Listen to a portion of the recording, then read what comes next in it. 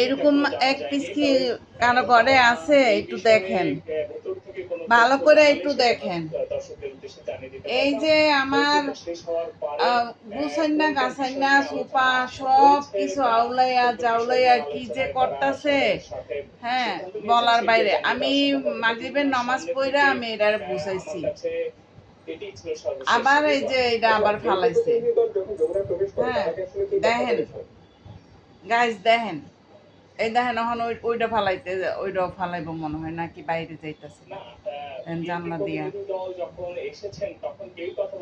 জানেন এত দুষ্টামি করে, এত দুষ্টামি করে বলার বাইরে, কিচ্ছু কইতেও পারি না, এত মায়া লাগে, এত মায়া লাগে। নূর, এটি গুছা, এটি গুছা, গুছা, এটি গুছা, এটি আওলাইছিস কি লিগে? এটি গুছা। হ্যাঁ, আমার মাগনা কাজের মানুষ পাইছো? এটি গুছা। দেখেন আবার দেখেও গুছানোর কথা কইছি।